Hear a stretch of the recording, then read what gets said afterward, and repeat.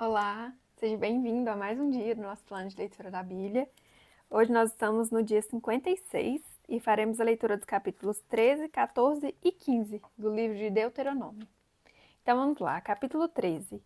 A adoração a outros deuses. Se aparecer no meio de vocês um profeta ou alguém que faz predições por meio de sonhos e anunciar a vocês um sinal miraculoso ou um prodígio, e se o sinal ou o prodígio de que ele falou acontecer e ele disser: vamos seguir outros deuses que vocês não conhecem e vamos adorá-los. Não deem ouvidos às palavras daquele profeta ou sonhador. O Senhor, o seu Deus, está pondo vocês à prova para ver se o amam de todo o coração e de toda a alma. Sigam somente o Senhor, o seu Deus, e temam a Ele somente. Cumpram seus mandamentos e obedeçam-lhe, sirvam-no e apeguem-se a Ele.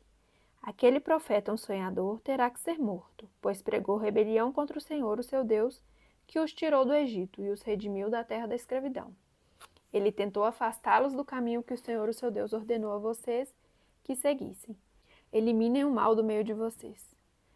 Se o seu próprio irmão, ou filho ou filha, ou a mulher que você ama, ou o seu amigo mais chegado, secretamente instigá-lo, dizendo: vamos adorar outros deuses, deuses que nem você nem os seus antepassados conheceram, deuses dos povos que vivem ao seu redor, quer próximos, quer distantes, de um ao outro lado da terra, não se deixem convencer, nem ouça o que ele diz. Não tenha piedade nem compaixão dele e não o proteja. Você terá que matá-lo. Seja sua mão a primeira a levantar-se para matá-lo, e depois as mãos de todo o povo. Apedreje-o até a morte, porque tentou desviá-lo do Senhor, o seu Deus, que o tirou do Egito, da terra da escravidão. Então todo o Israel saberá disso, todos temerão, e ninguém tornará a cometer uma maldade dessas. Se vocês ouvirem dizer que numa das cidades que o Senhor, o seu Deus, dá a vocês para nelas morarem, surgiram homens perversos e desviaram seus habitantes, dizendo: vamos adorar outros deuses, deuses que vocês não conhecem. Vocês deverão verificar e investigar. Se for verdade e ficar comprovado que se praticou esse ato detestável no meio de vocês, matem ao fio de espada todos os que viverem naquela cidade. Destruam totalmente a cidade, matando tanto seus habitantes quanto seus animais. Ajuntem todos os despojos do meio da praça pública e queimem totalmente a cidade e todos os seus despojos, como oferta ao Senhor, o seu Deus. Fique ela em ruínas para sempre e nunca mais seja reconstruída. Não seja encontrado em suas mãos nada do que foi destinado à destruição, para que o Senhor se afaste do fogo da sua ira. Ele terá misericórdia e compaixão de vocês e os fará multiplicar-se, conforme prometeu sob juramento aos seus antepassados, somente se obedecerem ao Senhor, o seu Deus, guardando todos os seus mandamentos que estou dando a vocês e fazendo o que é justo para ele. Capítulo 14. Animais puros e impuros. Vocês são os filhos do Senhor, o seu Deus. Não façam cortes no corpo, nem rapem a frente da cabeça por causa dos mortos, pois vocês são povo consagrado ao Senhor, o seu Deus. Dentre todos os povos da face da terra, o Senhor os escolheu para serem o seu tesouro pessoal. Não comam nada que seja proibido. São estes os animais que vocês podem comer: o boi, a ovelha, o bode, o veado, a gazela, a corça, o bode montês, o antílope, o bode selvagem e a ovelha montês. Vocês poderão comer qualquer animal que tenha o casco fendido e dividido em duas unhas e que rumine. Contudo, dos que ruminam ou têm o casco fendido, vocês não poderão comer o camelo, o coelho e o rato silvestre. Embora ruminem, não têm casco fendido, são impuros para vocês. O porco também é impuro, embora tenha casco fendido, não rumina. Vocês não poderão comer a carne desses animais, nem tocar em seus cadáveres. De todas as criaturas que vivem nas águas, vocês poderão comer as que possuem barbatanas e escamas. Mas não poderão comer nenhuma criatura que não tiver barbatanas nem escamas. É impura para vocês. Vocês poderão comer qualquer ave pura, mas essas vocês não poderão comer: a águia, o urubu, a águia marinha, o milhafre, qualquer espécie de falcão, qualquer espécie de corvo, a coruja de chifre, a coruja de orelha pequena, a coruja orelhuda, qualquer espécie de gavião, o mocho, o corujão, a coruja branca, a coruja do deserto, o abutre, a coruja pescadora, a cegonha, qualquer tipo de garça, a polpa e o morcego. Todas as pequenas criaturas que enxameiam e têm asas são impuras para vocês. Não as comam. Mas qualquer criatura que tem asas, sendo pura, vocês poderão comer.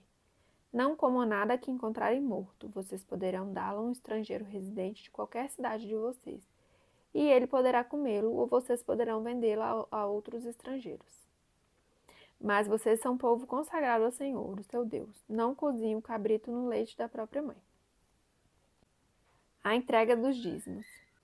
Separem o dízimo de tudo que a terra produzir anualmente. Comam o dízimo do cereal, do vinho novo e do azeite, e a primeira cria de todos os seus rebanhos na presença do Senhor, o seu Deus, no local que ele escolher como habitação do seu nome, para que aprendam a temer sempre o Senhor, o seu Deus. Mas, se o local for longe demais e vocês tiverem sido abençoados pelo Senhor, o seu Deus, e não puderem carregar o dízimo, pois o local escolhido pelo Senhor para lhe pôr o seu nome é longe demais, troquem o dízimo por prata e levem a prata ao local que o Senhor, o seu Deus, tiver escolhido. Com prata, comprem o que quiserem, bois, ovelhas, vinho ou outra bebida fermentada, ou qualquer outra coisa que desejarem. Então, juntamente com suas famílias, comam e alegrem-se ali, na presença do Senhor, o seu Deus. E nunca se esqueçam dos levitas, que vivem em suas cidades, pois eles não possuem propriedade nem herança próprias. Ao final de cada 3 anos, tragam todos os dízimos da colheita do terceiro ano, armazenando-os em sua própria cidade, para que os levitas, que não possuem propriedade nem herança, e os estrangeiros, os órfãos e as viúvas que vivem na sua cidade, venham comer e saciar-se, e para que o Senhor, o seu Deus, os abençoe em todo o trabalho das suas mãos. Capítulo 15. O ano do cancelamento das dívidas. No final de cada 7 anos, as dívidas deverão ser canceladas. Isso deverá ser feito da seguinte forma: todo credor cancelará o empréstimo que fez ao seu próximo. Nenhum israelita exigirá pagamento do seu próximo ou de seu parente, porque foi proclamado o tempo do Senhor para o cancelamento das dívidas. Vocês poderão exigir pagamento do estrangeiro, mas terão que cancelar qualquer dívida de seus irmãos israelitas. Assim, não deverá haver pobre algum no meio de vocês, pois na terra que o Senhor, seu Deus, está dando a vocês como herança, para que dela tomem posse, ele o abençoará ricamente, contanto que obedeçam em tudo ao Senhor, o seu Deus, e ponham em prática toda essa lei que hoje estou dando a vocês. Pois o Senhor, o seu Deus, os abençoará conforme prometeu. E vocês emprestarão a muitas nações, mas de nenhuma tomarão emprestado. Vocês dominarão muitas nações, mas por nenhuma serão dominados. Se houver algum israelita pobre em qualquer das cidades da terra que o Senhor, o seu Deus, está dando a vocês, não endureçam o coração, nem fechem a mão para com seu irmão pobre. Ao contrário, tenham mão aberta e emprestem liberalmente o que ele precisar. Cuidado, que nenhum de vocês alimente esse pensamento ímpio. O 7º ano, o ano do cancelamento das dívidas, está se aproximando, e não quero ajudar o meu irmão pobre. Ele poderá apelar para o Senhor contra você, e você será culpado desse pecado. Dê-lhe generosamente e sem relutância no coração, pois por isso o Senhor, o seu Deus, o abençoará em todo o seu trabalho e em tudo o que fizer. Sempre haverá pobres na terra. Portanto, eu ordeno a você que abra o coração para o seu irmão israelita, tanto para o pobre como para o necessitado de sua terra. A libertação de escravos. Se seu compatriota hebreu, homem ou mulher, vender-se a você e servi-lo 6 anos, no 7º ano dele a liberdade. E quando o fizer, não mande embora de mãos vazias. Dê-lhe com generosidade dos animais do seu rebanho e do produto da sua eira, e do seu tanque de prensar uvas. Dê-lhe conforme a bênção que o Senhor, o seu Deus, tem dado a você. Lembre-se de que você foi escravo no Egito e que o Senhor, o seu Deus, o redimiu. É por isso que hoje dou a você essa ordem. Mas se o seu escravo disser a você que não quer deixá-lo, porque ama você e sua família e não tem falta de nada, então apanhe um furador e fure a orelha dele contra a porta, e ele se tornará seu escravo para o resto da vida. Faça o mesmo com a sua escrava. Não se sinta prejudicado ao libertar o seu escravo, pois o serviço que ele prestou a você nesses 6 anos custou a metade do serviço de um trabalhador contratado. Além disso, o Senhor, o seu Deus, o abençoará em tudo o que você fizer. As primeiras crias. Separe para o Senhor, o seu Deus, todo o primeiro macho de todos os seus rebanhos. Não use a primeira cria das suas vacas para trabalhar, nem tosquie a primeira cria das suas ovelhas.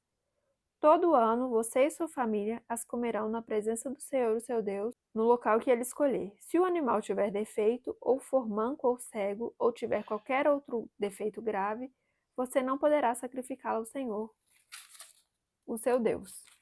Coma-o na cidade de onde estiver morando. Tanto o cerimonialmente impuro quanto o puro o comerão, como se come a carne da gazela ou do veado. Mas não poderá comer o sangue, derrame-o no chão como se fosse água.